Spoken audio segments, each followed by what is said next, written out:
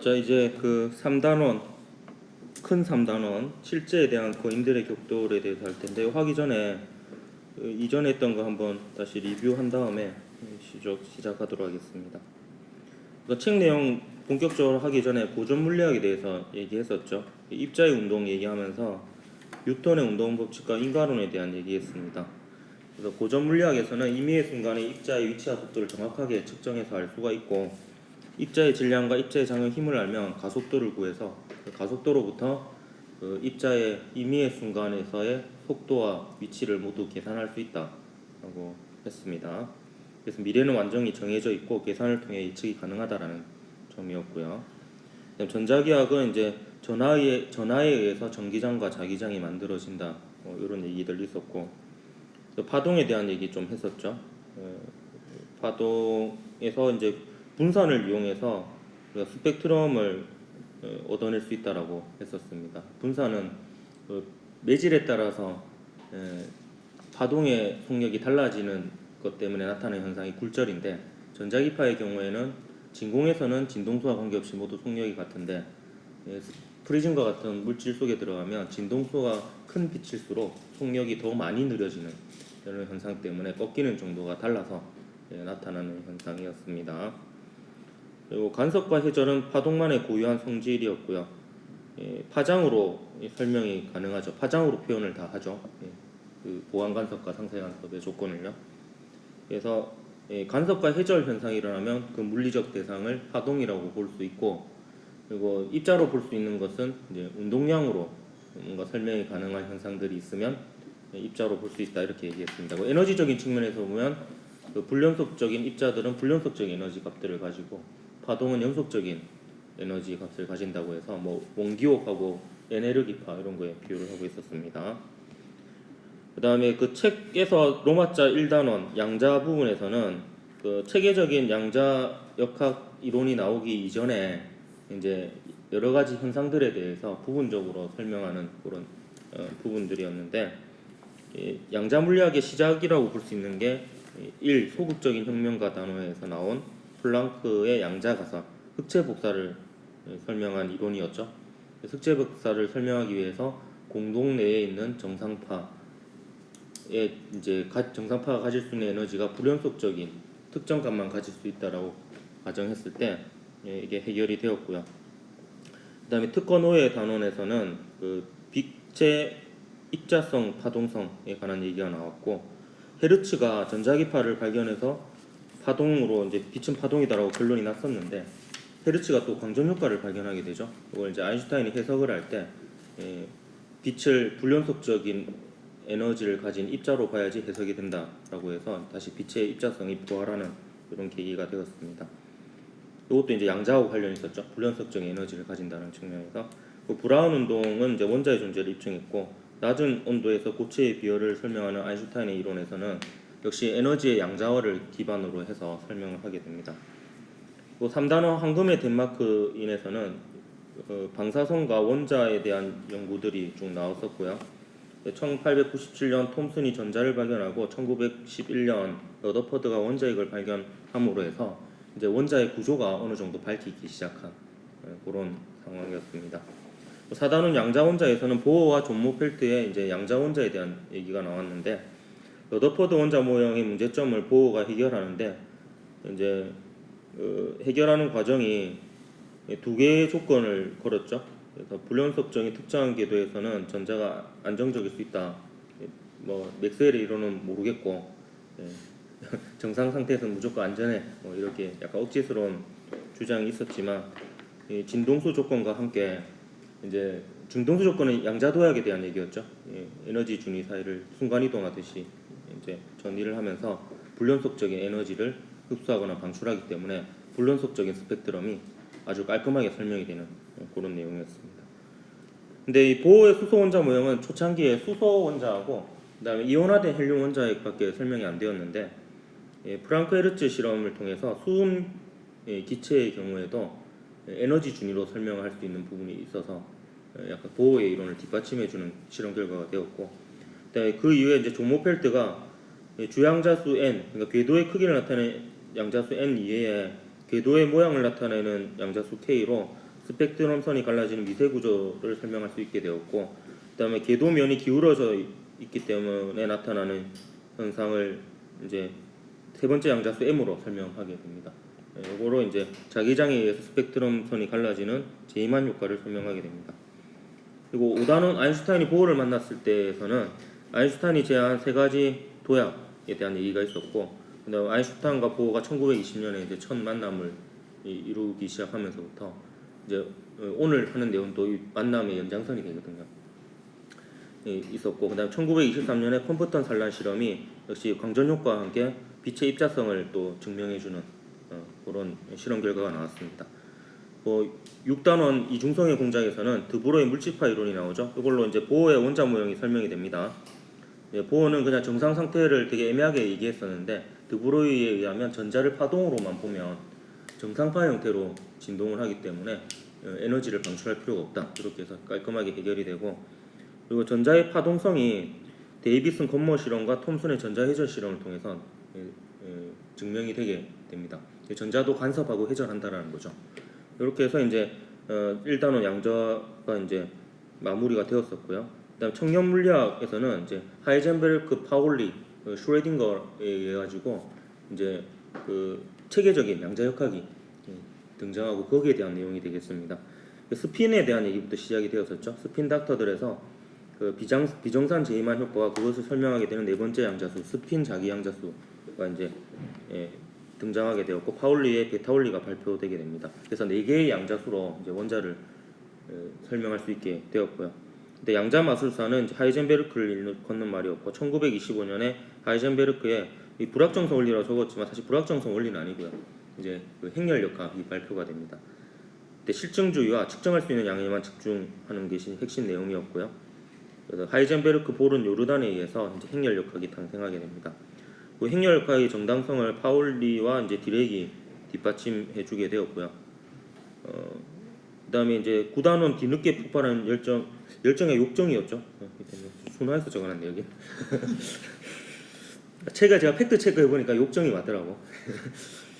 그래서 슈레딩거가 이제 파동 방정식을 완성하게 되죠. 이 파동 방정식은 이제 왜 만들었었냐면, 드브로이의 물질파 이론 관련된 강연을 하던 도중에 그 전자의 파동에 대한 파동 방정식이 없지 않느냐라는 누구의 질문으로부터 이제 파동 방정식, 전자의 파동 방정식 만들어야 되겠다 해서 만든 게 파동 방정식이 되겠습니다.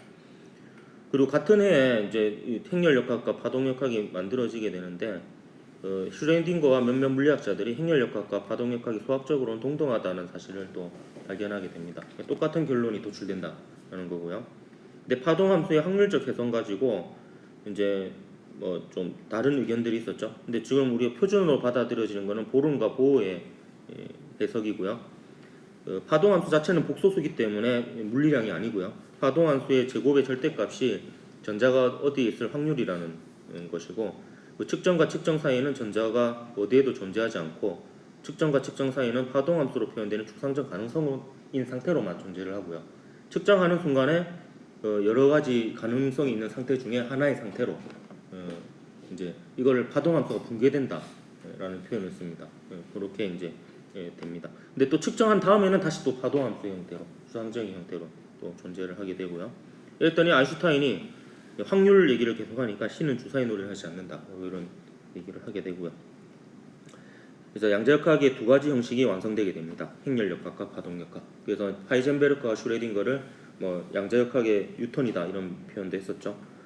그리고 바로 전 시간에 했었죠. 코펜하겐의 불확정성. 이제 1925년에 그 행렬역학이 발표가 되는데, 그 뒤에 좀 더 보완해서 하이젠베르크의 불확정성 원리가 발표됩니다. 운동량을 먼저 측정하고 위치를 나중에 측정했을 때와 위치를 측정하고 운동량을 나중에 측정했을 때 그 값이 다르다는 거죠. 첫 번째 측정이 두 번째 측정에 영향을 주고 측정에 의한 교란이 일어난다라는 내용이고요. 그 다음에 고전역학과 양자역학의 차이에 대해서 한 번 더 언급을 했었죠. 고전역학은 물체의 위치와 운동량을 동시에 정확히 측정이 가능하고 미래를 정확히 알 수 있지만, 양자역학은 그게 둘 다 불가능하다라는 점이고요.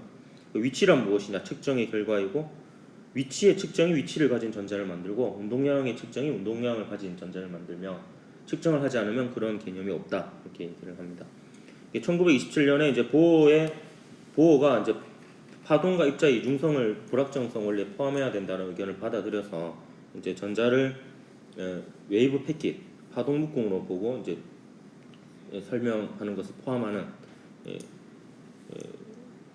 불확정성 원리를 발표하게 됩니다. 그리고 보호의 상보성 원리도 이하고 이제 일맥상통하는 부분으로 불확정성 원리는 파동 입자의 이중성의 결과라고 볼 수 있고요. 그리고 관찰자는 주어진 순간에 입자와 파동 중 하나만 볼 수 있다라는 게 상보성 원리였습니다. 그리고 코펜하겐 해석이 이제 완성이 되죠. 코펜하겐 해석은 중요하고 지금 요 3단원에서도 요거에 대한 이제 논쟁이 시작되기 때문에 한 번 더 읽어보면 불확정성 원리에 의해 전자의 정확한 초기 위치와 속도를 동시에 알 수 없고 따라서 미래의 위치와 속도의 다양한 가능성에 대해서 확률을 계산할 수 있을 뿐이다 라는 거고요. 그러므로 원자적 과정 미시 세계에서는 한 번의 관찰이나 측정의 정확한 결과를 예측하는 것이 불가능합니다. 하지만 다양한 가능성 중에서 주어진 결과가 얻어질 확률을 정확하게 예측할 수 있기 때문에 여러 번 측정을 해보면 그 확률에 따라서 전자의 위치가 측정이 되는 것을 확인을 할 수가 있습니다. 그래서 확률은 정확하게 알 수 있다. 하지만 단 한 번 측정했을 때는 정확히 알 수 없다. 예측할 수 없다라는 겁니다. 그래서 인과성이 이제 붕괴된 이런 상황입니다. 이런 상황에서 이제 요 실제에 대한 거인들의 격돌이 일어나게 되는데 이때 이 거인이라는 것은 닐스 보어와 알베르트 아인슈타인이라고 보면 되겠습니다. 그게 이제 요 두 진영의 싸움이 되겠고요. 각각 한 말을 한번 읽어보면 닐스 보어는 양자 세계는 실제로 존재하지 않는다. 추상적인 양자역학적 설명이 있을 뿐이다. 그러니까 실제에 대해서 논하기보다는 그러니까 우리가 설명할 수 있는 부분에 대해서만 설명을 해야 된다. 이런 얘기고요. 반면에 알베르트 아인슈타인은 나는 여전히 실제에 대한 모형의 가능성을 믿는다. 우리가 모를 뿐이지. 다시 말해서 일어날 확률만이 아니라 사물 자체를 나타내는 것이라고 믿는다.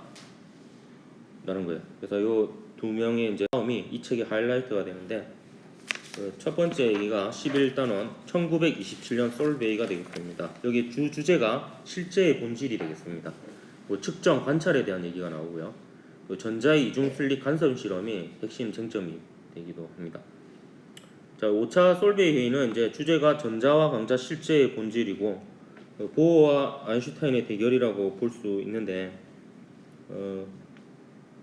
실제 주제는 뭐라고 보면 되냐면은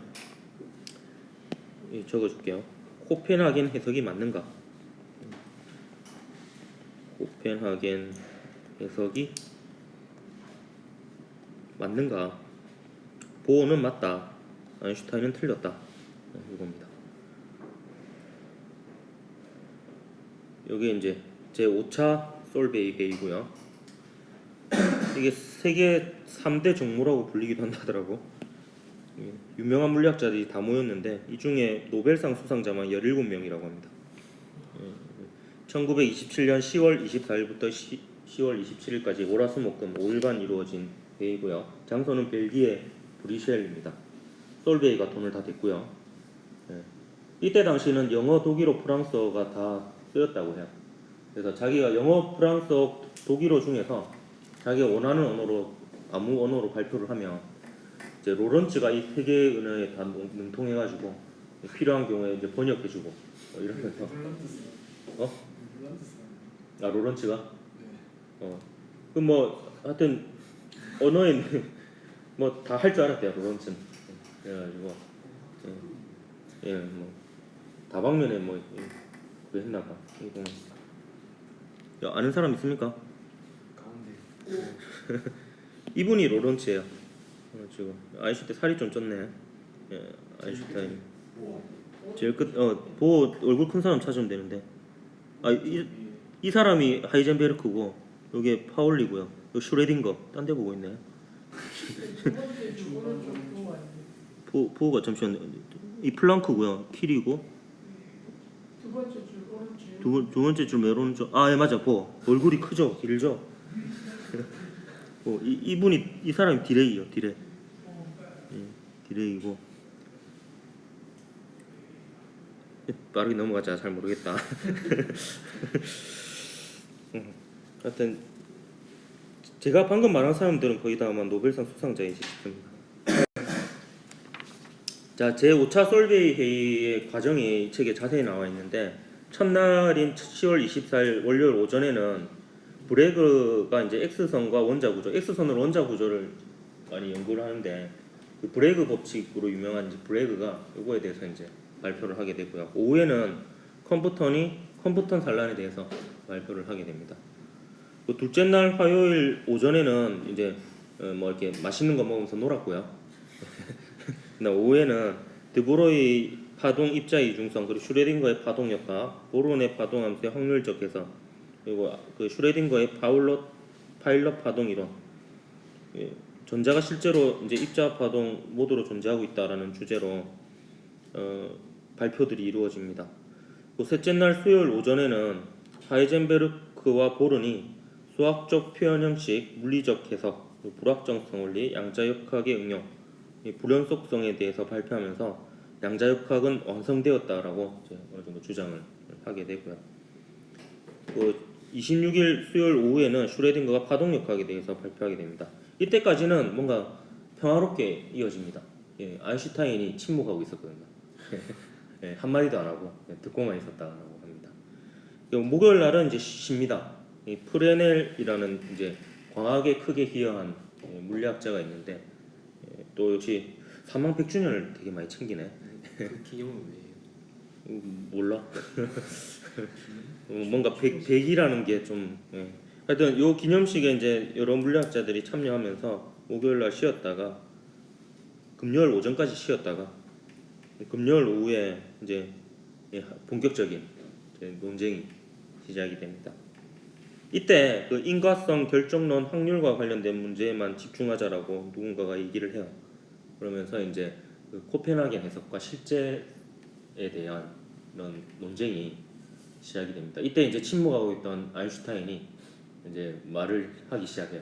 그러면서 이제 그 1927년판 쇼미더머니가 이제 시작이 되었다. 랩 배틀이 이제 시작이 됩니다.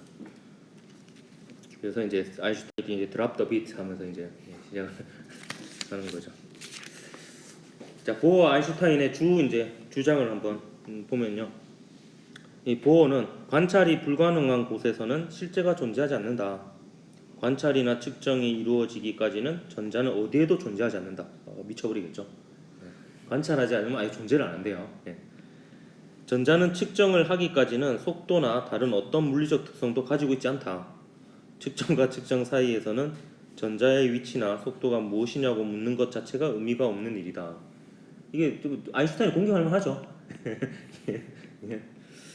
양자역학은 측정 장치와 독립적으로 존재하는 물리적 실제에 대해서는 아무것도 말해주지 않기 때문에 전자는 측정 행위 중에만 실제적이 된다. 관찰되지 않는 전자는 존재하지 않는다. 보어와 하이젠베르크가 이렇게 얘기하죠. 가능성에서 실제로의 전환은 관찰의 행위 과정에서 일어난다. 관찰자와 독립적으로 존재하는 기본적인 양자적 실제는 없다. 이렇게 얘기합니다. 근데 사실 이때 관찰자라는 게요, 사람을 얘기하는 건 아니고요. 원자도 관찰자가 됩니다. 우주가 관찰자가 되는 거예요. 우주가 알게 되면 관찰을 하게 된 거예요. 그렇기 때문에 사실 관찰을 안 당하고 있는 상황이 그렇게 많지는 않을 겁니다. 그래서 일반적으로 이제 우리가 거시 세계에서는 양자적 현상이 잘 안 일어나고요. 어쨌든 그래도 미시적으로 본다 하더라도 관찰하지 않으면 존재하지 않는다라고 주장을 하는 거죠. 관찰하지 않는 순간에는. 아인슈타인은 이제 여기에 반박해서 이렇게 얘기합니다. 과학자들은 언제나 자신들이 관찰하고 있는 것에 아무 영향을 주지 않고 바라볼 수 있는 자연의 수동적 관찰자라는 무언의 가정을 근거로 실험을 수행한다. 아인슈타인의 입장에서는 관찰자와 독립적인 존재에 대한 믿음이 과학적 추구의 핵심이었고요. 그러니까 보지 않아도 분명히 정확한 운동량과 위치를 가진 상태로 있을 것인데 우리가 다시 모를 뿐이다. 뭐 약간 이런 뉘앙스라고 보면 되겠습니다. 그래서 아인슈타인이 공격을 하는데요. 아인슈타인과 보어 사이에서 시작되고 있었던 논쟁은 물리학의 영혼과 실제의 본질에 대한 것이었는데, 그럼 아인슈타인의 공격은 무엇을 대상으로 공격하느냐? 이 공격 대상은 양자역학의 이제 가장 기본이라고 볼 수 있는 불확정성 원리 있죠. 불확정성 원리와 보어의 상보성, 이걸 가지고 계속 공격을 합니다. 왜냐하면 얘가 무너지면 양자역학은 무너지는 거거든요. 그래서 이 둘에 대해서 여러 차례 공격을 하는데요. 그 중에서 유명한 공격 몇 개를 소개를 해볼까 합니다. 이게 첫 번째로 이제 아인슈타인이 꺼냈던 공격인데요. 회절에서의 국소성 위반이라는 부분입니다. 전자가 이렇게 첫 번째가 아니고 그냥 단일 슬릿이죠. 단일 슬릿을 통과해서 회절하는 경우를 한번 생각을 해보면요. 이제 회절한다는 거는 틀림없는 사실이니까요. 근데 전자가 이 사진판에 A에 충돌하는 바로 그 순간에 B를 포함해서 다른 곳에서의 확률도 순간적으로 영향을 받게 돼요. 왜냐하면 만약에 전자가 하나만 이렇게 쏴졌다고 쳤을 때 여기서 딱 발견이 되면 나머지 부분에서 발견될 확률은 순간적으로 0이 되잖아요. 근데 이렇게 순간적인 파동함수의 붕괴는 원인과 결과가 빛보다 빠르게 전파될 수 있다는 뜻이 돼요. 무슨 말이냐면 여기서 전자가 발견되었을 때 여기서 전자가 발견될 확률이 0이라는 게 정해져 버리는 거니까 이 사이에는 분명히 거리가 있음에도 불구하고 그 순간적으로 일어난다는 것은 그 정보가 빛의 속도보다 빨리 전파되었다라는 게 됩니다. 이게 이제 국소성의 위배가 되는 거예요. 특수상대성 이론의 위배가 되는 거죠. 이제 모든 정보조차도 빛보다 빠르게 갈 수는 없어야 되는데 빛보다 빠르게 하니까 이거는 위배가 된다. 특수상대성의 위배가 된다 이렇게 얘기를 합니다. 보어는 처음에 이게 무슨 말이지? 이렇게 되었어요. 근데 무슨 말인지 왜 이해가 안 됐었냐면 이것 때문입니다. 코펜하겐 해석에서는 파동 함수가 확률을 나타내는 추상적인 것이지 이게 물리적인 것이 아니었어요. 확률이라는 거는 존재하지 않는 상태에서 그냥 가능성일 뿐이잖아요. 확률이라는 게 이게 추상적인 이런 수학적인 것은 물리적인 것이 아니기 때문에 급격히 변화가 가능하다라는 거예요. 근데 이제 슈레딩거나 아인슈타인은 전자의 파동은 파동함수로 나타내어지는 전자의 파동은 구체적 실제였고 물리적인 것이었던 거죠. 그랬더니 이제 서로 가정이 안 맞는 거죠. 그러니까 코펜하겐 해석의 지지자들의 입장에서는 아인슈타인의 지적 자체가 어리둥절한 거였어요. 어차피 그게 물리적 그 대상이야 실체가 아닌데 확률적인 상태는 그거는 뭐 빛의 속도에 대한 제한 사항이 없는데 수학적인 거니까 그런 공격 대상이 아니기 때문에 뭐 그렇게 설명하고 얘는 그냥 흐지부지 넘어갑니다. 영어 논란은. 근데 이 논란이 굉장히 유명해요. 이제 이중 슬릿 가지고 이제 아인슈타인이 공격을 하게 되는데요. 이렇게 이제 상보성을 공격하게 됩니다. 보호의 상보성을. 자, 이 책이 좀 번역이 잘못된 것 같아요. 뭐가 잘못됐냐면 이걸 스크린이라고 계속 얘기를 하는데 슬릿입니다. 슬릿. 그래서 좀 처음 읽을 때 그래서 이해가 안 됐거든. 책에는 스크린이라고 하는 부분이 슬릿인 것 같아요. 잠시만 뭐가 생겼나? 첫 번째 슬릿을 통과한 전자가요. 이제 두 번째 이중 슬릿을 통과해서 이제 그 간섭물을 나타내는 상황인데 이때 아인슈타인이 이렇게 얘기합니다. 첫 번째 슬릿이 움직일 수 있다라고 이제 가정을 하는 거예요. S1이. 그러면 S1의 움직임을 측정하면 전자의 운동량을 알 수 있다는 거예요. 전자가 예를 들어서 여기 아래쪽을 탁 부딪히고 위쪽으로 가잖아요. 그럼 얘가 이제 아래쪽으로 움직이겠지. 얘가 아래쪽으로 움직이면 전자가 이쪽을 통과했다 이렇게 볼 수 있는 거고, 전자가 예를 들어서 전자가 이쪽을 치고 이렇게 가버리면 얘는 위로 올라가고 전자는 아래로 내려가겠지. 그러면 첫 번째 슬릿이 위로 움직이면 전자가 C를 통과하는 것이다 이렇게 얘기를 하는 거예요.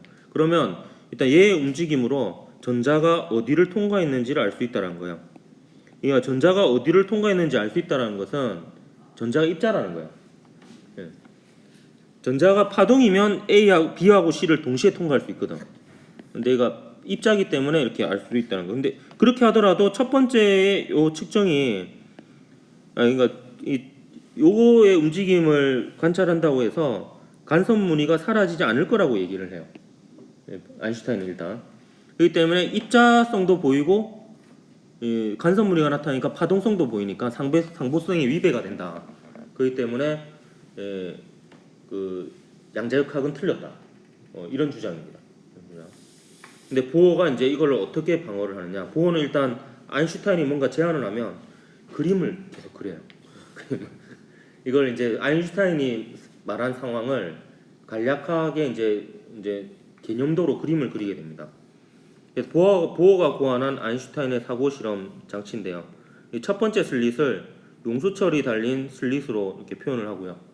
그래서 얘의 움직임을 관찰하기 위해 이제 눈금을 읽는 이 부분을 만듭니다.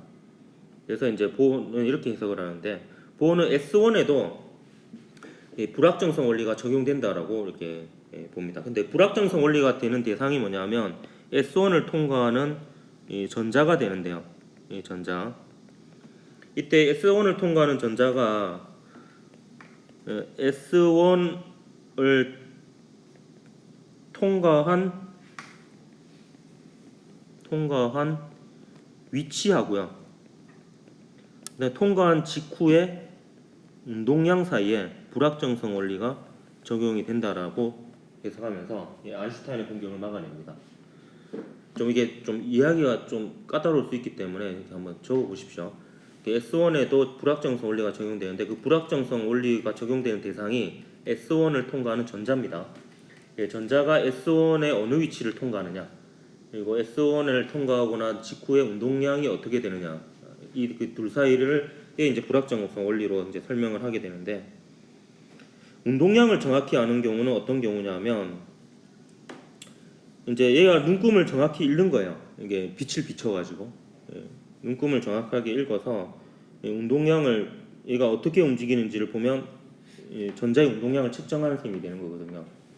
그렇게 운동량을 알면 이제 그러니까 얘가 움직이는 상황이라고 보면 되겠습니다. 얘가 움직이고 그리고 이제 눈금을 정확하게 읽고 그러면 이제 전자가 어느 방향으로 갈지를 아는 거예요. 그러니까 운동량을 정확하게 아는 경우에는 전자가 S2의 어느 곳을 지나는지 알 수 있기 때문에 입자성이 나타난다고 볼 수 있습니다. 근데 여기서는 파동성이 사라지게 돼요. 왜 사라지게 되냐면은 얘가 움직인다 그랬잖아. 그럼 위치에 불확정성이 생겨요. 그러면 원래라면 이제 요 경로하고 요 경로가 예를 들어서 이게 밝은 문이면은 반파장의 짝수배의 경로였기 때문에 이게 밝은 무늬가 나타나는 건데, 근데 얘가 움직여 버리면 얘 경로하고 이 경로의 차이가 바뀌게 됩니다. 흐트러지게 되는 거죠. 그래서 경로 차이가 원래 상태하고 다르게 돼 버리니까 이제 간섭 무늬가 사라지고 파동성은 사라진다는 거예요. 그럼 상보성이 이제 다시 위배가 되지 않죠. 그러니까 입자가 어디로 가는지 알면 간섭 무늬가 사라진다는 거예요. 불확정성 원리에 의해서. 반면에 위치를 정확하게 아는 경우는 사실 좀 더 간단하게 설명을 하면 얘를 고정시켜 버리면 돼요. 그리고 이제 광자도 안 비추고. 그럼 아까 같은 경우는 얘가 움직이면서 광자도 비추니까 광자가 부딪히면서 얘가 흔들리는 것도 있거든요. 근데 얘가 고정되어 있고 빛도 안 비치고 눈금도 안 읽으면은 얘는 그냥 얘를 정확한 위치를 통과하겠죠. 위치를 정확히 아는데 대신에 그렇게 되면 위치의 불확정성은 줄어드는데 전자의 운동량의 불확정성이 커져서 얘가 여기로 갈지 모르는 상태가 되어버립니다. 그러니까 입자성은 사라지게 되는 거죠. 반면에 파동성은 살아있으니까 간섭 무늬는 나타나야 됩니다. 그래서 보호의 승리로 끝납니다. 이렇게 해석을 하면서 보호의 승리로 끝나고, 이때는 사고 실험으로만 논쟁을 벌였잖아요. 근데 신기하게도 이게 실제로 실험이 이루어집니다. 이 물질의 이중슬릿 간섭 실험이 이루어지는데요. 이렇게 실험을 합니다. 이게 그 파인만의 설명 방법이기도 하는데 이 실험 원리이기도 합니다. 실제로 실험이 이루어졌습니다. 전자를 실제로 이제 이중슬릿에 쏘아가지고 간섭 무늬가 나오는지 여부를 확인하는 실험이에요. 확인을 하는데, 만약에 전자가 어느 위치로 통과하는지를 측정하기 위해서 짧은 빛의 파장을 썼다라고 쳐요. 파장이 짧은 빛을 써요. 잠시만 좀 확대해놓고 볼까? 굵게 나오네. 굵기를 조절할까? 확대를 하자. 요거부터 먼저 보겠습니다. 왼쪽. 전자가 어느 슬릿을 통과하는지 확인하기 위해서 파장이 짧은 빛을 썼어요. 짧은 빛. 자, 파장이 짧은 빛을 쓰면 어떤 일이 일어나느냐. 광자의 파장이 짧은 거니까 운동량이 크겠죠. 그러면 이 전자하고 부딪혀서 전자의 운동량이 교란이 많이 일어나겠지. 그러면 전자의 운동량의 불확정성이 커지게 됩니다. 그럼 전자의 운동량의 불확정성이 커지면 뭔가 전자의 경로가 바뀌게 되는 거잖아. 예. 그렇게 되면서 경로 차이가 교란이 일어나게 되면서 간섭 무늬는 사라지게 됩니다. 반면에 파장이 짧은 빛을 사용했으니까 위치의 불확정성은 작아지는 거예요. 무슨 뜻이냐? 파장이 짧은 빛이니까 분해능이 좋아. 그러니까 전자가 어느 위치로 통과했는지 통과 지점을 알게 됩니다.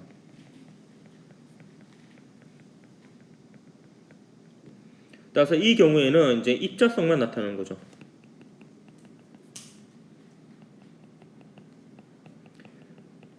전자가 어느 슬릿을 통과하는지를 알게 되면 간섭 무늬는 사라지게 됩니다. 이거를 이제 그 불확정성 원리로 설명을 할 수 있는 거죠. 그래서 이게 눈이 떠져 있는 모습이 그 말입니다. 아, 슬릿이 어디 통과했는지 보고 있는 거예요. 그러면 이제 입자인 모습은 보게 되는데 파동인 모습은 못 보게 되는 겁니다. 실제 실험에서는 어떤 상황이냐면 이제 그건 좀 이따 설명할게요. 반면에 어느 슬릿으로 통과하는지를 모르는 경우에요. 이런 경우에는 이제 빛을 비추더라도 이제 파장이 긴 빛을 비추는 거예요. 긴 빛을 비추는 거예요. 그러면 운동량의 변화는 작아져요. 전자의 운동량의 변화는 작아져서 이 간섭 무늬는 나타나게 돼요. 경로의 차이가 교란이 안 일어나니까 간섭 무늬는 나타나게 되는데 반면에 위치의 불확정성은 커지는 거죠. 파장이 긴 빛이니까 못 보는 겁니다. 어디를 통과했는지 몰라요. 통과 지점을 모릅니다. 그래서 이 경우에는 이 파동성만 나타난다 이렇게 볼 수 있습니다.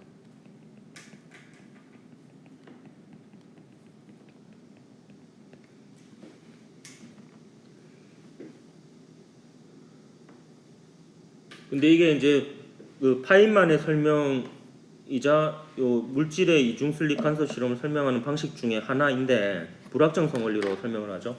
근데 이건 측정에 의한 교란 때문에 나타나는 현상이잖아요. 근데 이게 신기하게도 1998년 네이처의 원자 간섭계를 이용한 이중 슬릿 실험에서 양자역학적 상보성의 기원이라는 논문에서 전자를 건드리지 않고 어디를 지나는지를 알아내는 실험을 한 적이 있어요. 이게 얽힘을 이용하는 방식인데 얽힘은 나중에 배우게 되는데 이렇게 생각하면 돼요. 파장이 긴 빛을 사용해서 전자가 어디를 통과했는지 아는 방법이 있다라고 해요. 그 말은 이제 건드리지 않고 거의 이제 전자가 어디로 통과하는지를 아는 방법인데, 그럼 이 논리에 의하면은 어디로 통과하는지도 알고 간섭 무늬도 나타내야 되잖아. 근데 그렇게 실험을 했더니 간섭 무늬가 사라져요. 그러니까 이제 건드리는 게 중요한 게 아니라, 그러니까 어디를 통과하는지 알기만 하면 신기하게도 간섭 무늬가 사라졌어요. 그러니까 한 단계 더 나아간 거예요. 그러니까 어떤 방식으로도 알기만 하면 간섭 무늬 사라져요. 어디로 통과했는지. 그 상보성은 틀리지 않는다는 거죠. 입자성, 파동성 중 하나만 나타나요. 근데 어떤 방식이든지 이걸 모르면요, 어디로 통과하는지 간섭 무늬가 나타나요. 그래서 굉장히 신기한 일이 일어나고 있습니다. 심지어 지금까지는 계속 전자로 가지고만 얘기를 했는데 전자보다 더 큰 입자도 성공합니다, 실험. 그래서 1999년도에 탄소 60개로 이루어진 플로렌으로 간섭 실험을 성공해요. 정확하게는 이제 회절 실험이에요. 왜냐하면 이제 굉장히 많은 틈을 가진 요 격자를 통과시켜서 요 회절문을 관찰하거든요. 근데 이때 이걸 얘기하는 이유가 뭐냐면 이때 이 회절 무늬가 나타나는 조건이 있어야 돼요.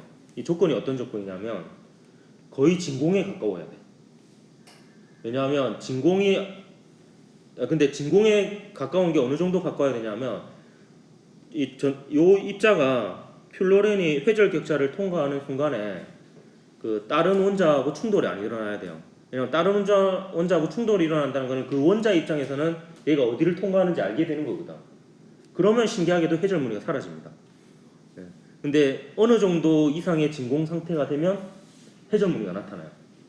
그러니까 원자와 그 해절 격자를 통과할 때 플로렌이 해절 격자를 통과할 때 원자와의 충돌이 없으면 이제 해절무늬가 나타나요. 그러니까 이게 상복성 원리랑 같죠. 어디로 통과하는지 알면은 입자성이 나타나면 해절무늬가 사라지고 어디를 해절 격자 중 어디를 통과하는지 모르면은 이제 파동성이 나타납니다. 그런 일들이 일어나서 심지어 2013년에는 810개의 원자로 이루어진 분자로 또 해절무늬를 확인했다고 합니다. 점점 커지고 있죠.